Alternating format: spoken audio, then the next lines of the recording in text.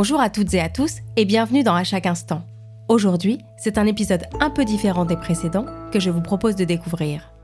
Lors de notre échange le mois dernier, Maria Aubaine s'était confiée avec toute sa sincérité et sa générosité sur son expérience touchante et les conséquences de son rôle d'aidante sur sa propre santé. Pour aller plus loin et m'éclairer sur les solutions qui existent pour prévenir l'épuisement des aidants, je suis allée à la rencontre du docteur Eliana Alonso, médecin directeur du Centre de prévention Bien Vieillir, Agir Carco Île-de-France. Je suis Emmanuelle Mieux, vous écoutez le 5e épisode d'À chaque instant, un podcast produit par AG2R La Mondiale. Bonjour docteur. Bonjour Emmanuelle.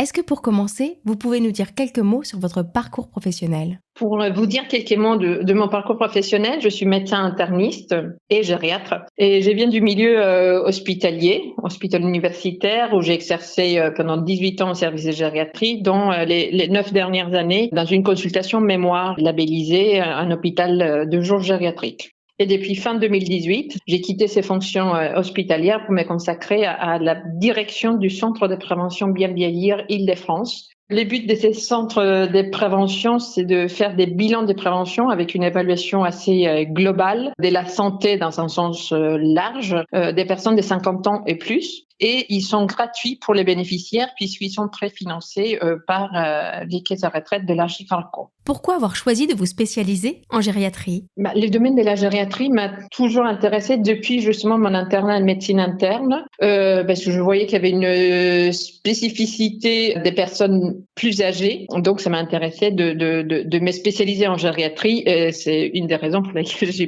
parti de mon pays natal, l'Argentine, pour faire cette spécialité en France où, à l'époque, à une vingtaine d'années, c'était bien développé. Vous avez rencontré, tout au long de votre carrière, un grand nombre d'aidantes et d'aidants. Quel constat faites-vous sur leur état de santé ? Dans ma carrière, notamment quand j'étais en consultation mémoire, j'ai accompagné beaucoup de couples aidants aidés. C'était dans un sens très global, un accompagnement psychologique, médical et social, mais très centré sur la personne aidée ou la personne malade. Dans l'occurrence, c'était des personnes âgées en perte d'autonomie avec notamment des troubles cognitifs.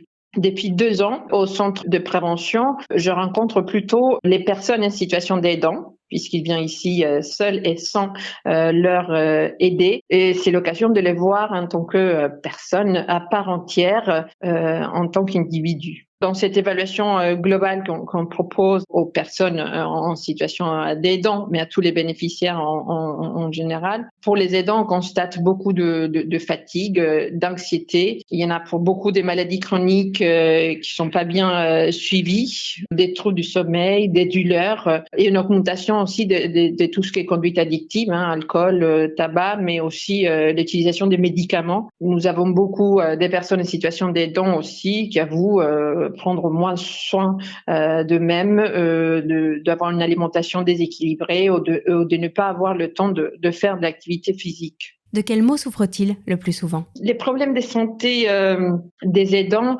sont généralement liés à une situation de stress chronique. Ce stress chronique a un impact négatif. Il y a des hormones du stress. Quand le stress est aigu, c'est bénéfique, mais à la longue, ça a des effets assez délétères. Donc, si on ajoute à tous ces facteurs de risque un suivi irrégulier des pathologies chroniques, dans les plus fréquentes, pour vous citer, les deux les plus fréquentes, l'hypertension et le diabète, et parfois au non-suivi des dépistages pour les cancers, ça a des conséquences désastreuses malheureusement sur la santé des aidants. Nous avons rencontré malheureusement beaucoup de cas où l'aidant partait avant l'aider, des conséquences de toutes ces maladies et de tous ces facteurs de risque. En parle-t-il facilement ? Si nous prenons le temps, si nous sommes à l'écoute, la parole des aidants se libère facilement. Encore plus facilement quand nous sommes en tête-à-tête, quand l'aidé n'est pas présent, et avec une écoute active et bienveillante, la parole se libère, oui. La parole se libère facilement. Est-ce qu'ils ont tendance à s'oublier ? Il arrive souvent que la santé de l'aidé passe avant celle de l'aidant. Dans ce sens-là, ils ont tendance à s'oublier. Quand l'état de santé de l'aidé, par exemple, est surmédicalisé, l'aidant parfois souhaite prendre un petit peu de distance par rapport à tous ces milieux médicaux et ils peuvent s'oublier davantage. Une des raisons pour lesquelles les aidants ont tendance à s'oublier, c'est celle d'être déjà trop chargés en rendez-vous. En rendez-vous pour l'aider, effectivement, mais ils voient déjà assez souvent des médecins, des kinés, des infirmières, des orthophonistes. Donc, ils n'ont pas envie de continuer dans ces milieux-là. Donc, c'est une des raisons pour lesquelles il y a beaucoup d'aidants qui décalent leur propre rendez-vous. Il y a d'autres raisons également. Hein. Il y a le manque de temps. Il y a qui préfèrent plutôt se reposer que de venir voir le médecin. Mais la surmédicalisation, c'est souvent mis en avant par les aidants. Quels sont les signes qui doivent alerter? Les signes d'alerte d'un état de surcharge, hein, ou des signes d'épuisement dès l'aidant, ça peut être une fatigue morale, une fatigue physique directement, le fait de se sentir seul, se sentir stressé, hein, anxieux, surmené. Un autre symptôme très évocateur, hein, ce sont les problèmes de sommeil. Des douleurs chroniques, notamment des problèmes de dos, le fait de se sentir déprimé, des palpitations, ça peut être un autre symptôme assez physique, et les aidants qui commencent à montrer des signes d'épuisement, ils ont en général un mauvais, voire un très mauvais état de santé général perçu. L'état de santé perçu, c'est celui qui est décrit par la personne elle-même, qui parfois peut être en décalage avec la réalité. Mais c'est très intéressant puisque là encore, on vous montre que la santé est assez globale et pas que la santé physique ou psychique. On peut vous trouver bien physiquement, mais si vous avez un mauvais état de santé perçu, c'est parce que vous vous sentez pas bien. Donc finalement, moralement, socialement, il y a quelque chose évidemment qui ne va pas. Et ça fait partie de la santé. Ce risque d'épuisement concerne-t-il toutes les aidantes et tous les aidants? Effectivement, la charge ressentie, le degré d'épuisement, dépend pas du temps passé avec l'aidé. Évidemment, les plus la pathologie de la personne aidée est évoluée, les plus la personne aidée est en perte d'autonomie, le plus de temps on passe avec cette personne, notamment si on est encore salarié, donc qu'on doit concilier vie des familles, travail et notre rôle d'aidant. Évidemment, il y a des facteurs de risque d'épuisement, mais on peut avoir une charge ressentie effectivement très lourde, alors que on aide cette personne que quelques heures par semaine. Est-ce que le fait de concilier vie professionnelle et rôle d'aidant est un facteur de risque supplémentaire? Tout à fait. La vie professionnelle et le rôle d'aidant sont très difficiles à concilier. Heureusement, depuis quelques années, on fait très attention à ces profils de salariés, mais d'être encore en activité et être en situation d'aidant, c'est un facteur de risque d'épuisement. Quelles solutions peut-on mettre en place pour justement prévenir cet épuisement? Je parlerai plutôt des conseils de façon générale que des solutions, car les solutions sont discutées au cas par cas. Le plus important, c'est de commencer par en parler. En parler de votre situation d'aidant à votre médecin traitant, à votre entourage, aussi et de plus en plus dans le milieu professionnel, de pouvoir échanger avec les professionnels qui interviennent, qui accompagnent votre proche. Ça, c'est une aide précieuse également.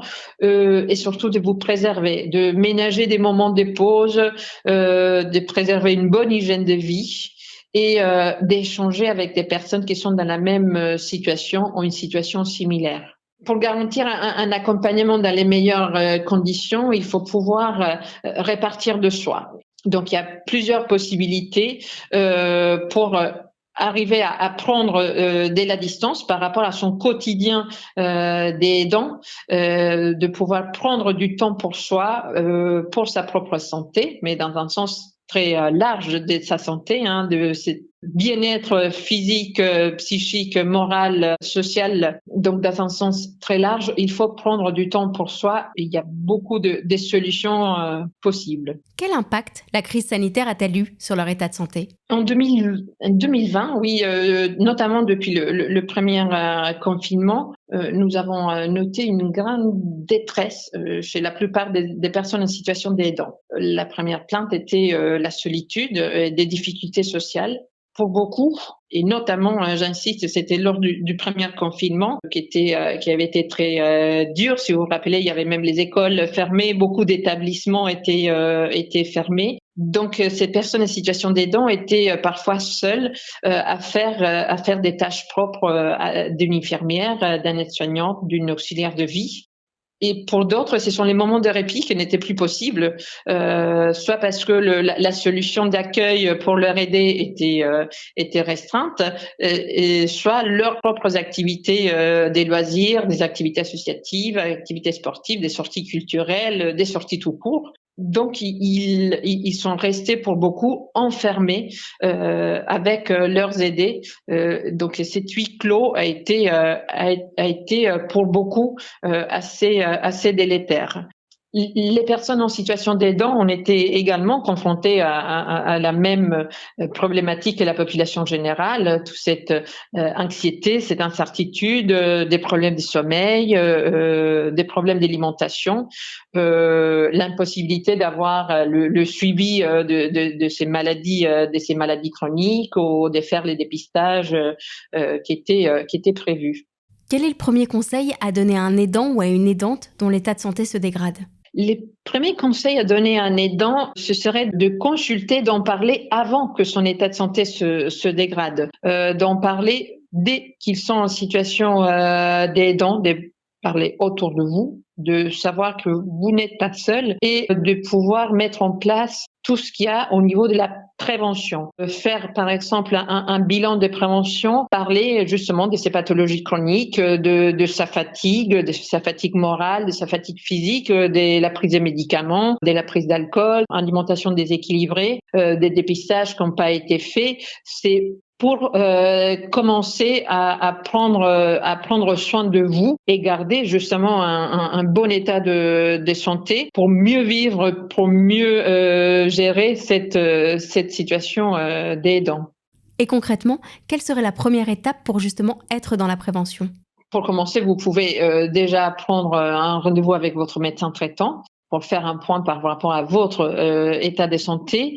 Vous pouvez avoir également recours au bilan de prévention à proprement parler, comme les bilans que nous faisons passer dans notre centre de prévention Bien Vieillir, où on vous dédie 2 heures avec un médecin et un psychologue pour faire le point dans une approche assez globale de la santé, justement pour détecter des facteurs de risque, pour voir s'il y a déjà une situation d'épuisement. Qu'est-ce qu'on peut prioriser si vous ne souhaitez pas avoir un parcours trop médicalisé, mais vu votre situation, qu'est-ce qu'on pourrait mettre en place justement avant que les maladies arrivent. On est dans la prévention primaire, c'est-à-dire justement tout ce qu'on peut modifier, tous ces facteurs de risque, tous ces comportements qu'on peut modifier avant de tomber malade ou avant que ces maladies chroniques apparaissent. Merci beaucoup, docteur. Je vous en prie. À bientôt. À chaque instant, un podcast produit par AG2R La Mondiale.